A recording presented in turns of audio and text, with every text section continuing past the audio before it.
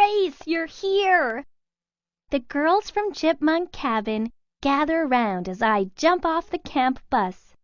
We hug and high-five. Yep, I say, it's great to be back at camp. And it is. The other chipmunks and I will hike and swim. We'll paddle canoes. We'll eat ice cream and go rock climbing. It'll be the best summer ever. I just know it. Okay, so I'll have to take horseback riding. It's the only camp activity I don't like. Horses are bigger than me and faster, and they never listen when I say, "Whoa!" Never. Plus, we'll have to put up with the boys next door at Camp Whistling Wave. I can already hear them at the lake, splashing and bragging. One boy is louder than the rest. "Oh no," I groan. Eddie's back. "We have a better beach than you have," Eddie yells. And they do. Their beach is smooth and sandy. Ours is rocky. "We have better tree swings over the water," he shouts. Our beach doesn't have any trees at all. "We do better cannonballs," he shrieks. Their diving board is higher. We can never get the water to splash as high. Never. Still, the chipmunks are together again. We march into our cabin. We chipmunks always pick the same bunks. We sing the same songs. We eat at the same table in the mess hall. Everything at Camp Thunder Rock is always exactly the same. Then the cabin door bangs open. A girl bounds in, wheeling a hot pink trunk. She flashes us a grin. "Hi, my name is Daisy Diaz. I'm your new bunkmate." New bunkmate? I blink. We've never had a new bunkmate before. Never. Our counselor leads Daisy to the only empty bed, the bottom bunk under Lucy's.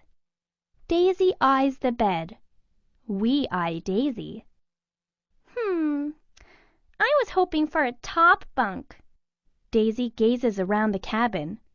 "Anybody want to trade?" I knew it. She's trying to change things already. Trading means exchanging one thing for another thing. A good trade leaves both people happy. They each get something they want. Lucy's eyes grow wide. "I'll trade. I've never liked sleeping on top. I'm afraid I'll roll off." So Lucy and Daisy trade beds. "I think the new girl is nice," Lucy whispers. I shake my head. I'm not convinced. I start to unpack my bag. Toothbrush? Check. Swimsuit? Check. Beach towel? "Oh no!" I shout. I forgot my new towel. It had a G on it, for Grace, and I left it at home. Daisy reaches into her trunk and pulls out a towel. "I brought an extra. We can trade." Trade? I narrow my eyes. For what? Daisy shrugs. "What would be fair?" Well, I think about it. "You could have my turn at horseback riding." "I love horses. It's a deal." We shake on it. Lucy's right. This girl's okay. People have been trading for thousands of years. We can only guess what the first trade was. Maybe a caveman trading a warm fur blanket for some sharp digging tools. Nobody knows for certain, but it sure was a bright idea. Then Hannah discovers she forgot something too. Shampoo. She also notices that Daisy brought an enormous bottle. Hannah gets an idea. "I'll make your bed," she tells Daisy, "if you'll share your shampoo." "Deal," says Daisy. Before long, all the chipmunks are trading. Lucy switches flip-flops with me. I swap snacks with Chandra. Chandra teaches Min yoga, and Min teaches Chandra taekwondo. People can trade goods or services. A good is a thing, like a pair of flip-flops. A service is work you can do. For instance, teaching someone a skill, like taekwondo. We're all having a great time. Daisy teaches us some fun dances, so we teach her to climb our rock wall. That's the one thing the boys don't have. But of course, we can still hear them bragging. "Our waves are bigger. Our sand is deeper. Our beach balls are bouncier." That was Eddie, the loud one. Daisy frowns. "What's up with those boys?" I shake my head. They're always like that. "If their camp is so great," she says, "why don't they just have their fun and leave us alone?" I shrug. Good question. Back in the main camp, the girls from Gopher Cabin are toasting marshmallows. It looks like fun, but no matter how hard we try, we can't build a campfire. But when we start practicing for the talent show, all the gophers can do is watch. They can't think of a talent. Daisy reaches into her trunk and pulls out a sombrero. She marches over to Gopher Cabin. We march with her. "Gophers," she says, "let's make a deal. We teach the gophers the Mexican hat dance for the talent show, and the gophers teach us how to build a great marshmallow toasting fire." Different groups of people have different things and ideas to trade. When the Pilgrims came to America, the Indians taught them a lot, like how to get syrup from maple trees. In return, the settlers gave them new things like brass pots. Soon, trading spreads through the whole camp. The bears exchange friendship bracelets with the muskrats. The early bird beavers trade shower times with the night owl bobcats. The raccoons give hair makeovers to the squirrels, and the squirrels gather firewood for the raccoons.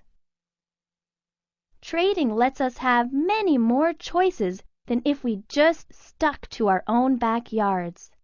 If you lived in Hawaii and didn't trade, you might never have eaten an apple. If you lived in Maine, you might never have seen a pineapple. I was right. Daisy has changed things. And suddenly, everything's more fun. Except for the boys. They're still splashing and bragging. Eddie brags loudest of all. "Our sun is sunnier," he yaps. "Our shade is shadier," he yelps.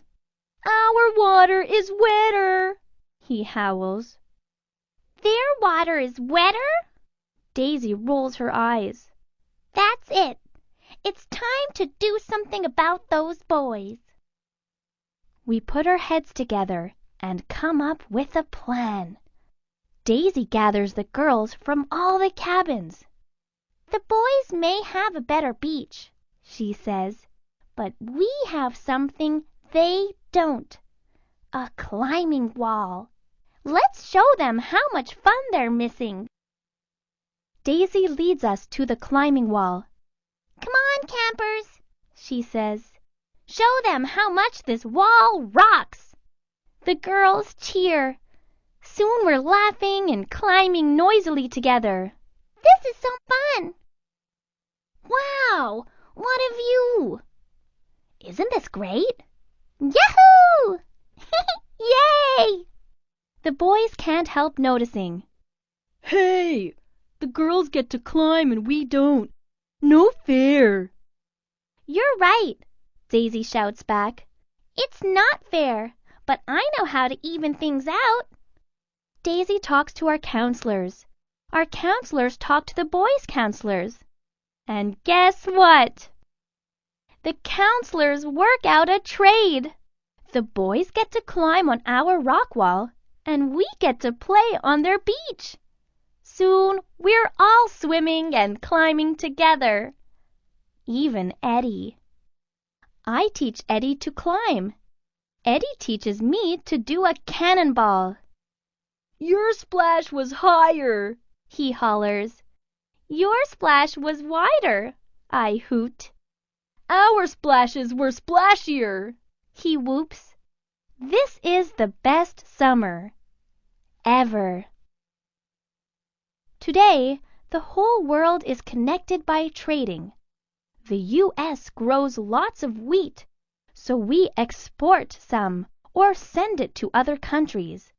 When other countries have resources we want, like oil, we import it or bring it in. We can all share what we can spare. Camp is over too soon. We're going to miss everyone, even the boys. Daisy sighs. No more singing around the campfire. I nod. No more late-night talks. No more trading, says Daisy. Trading has come a long way. Using money makes it easier to buy and sell things. Fast ships and planes help us trade over long distances. And we can trade ideas on the internet in seconds. Interdependence means that we all depend on one another. Through trading, we've learned about other ways of living. We've shared everything from new inventions to new foods. Today, the world is one big marketplace. Trading? I start to smile. That's it! I reach in my bag and pull out a notebook and pen. We still have one last thing to trade. Daisy looks puzzled. What's that? I grin. Addresses. Throughout history, travelers and traders have discovered amazing people and places all across the world. They find all kinds of new things and ideas to bring home. But one of their most important findings is new friends. I still can't believe the chipmunks won the talent show. I miss s'mores. I can't wait for summer. Only 6 months and 12 days until we're back at camp. The end.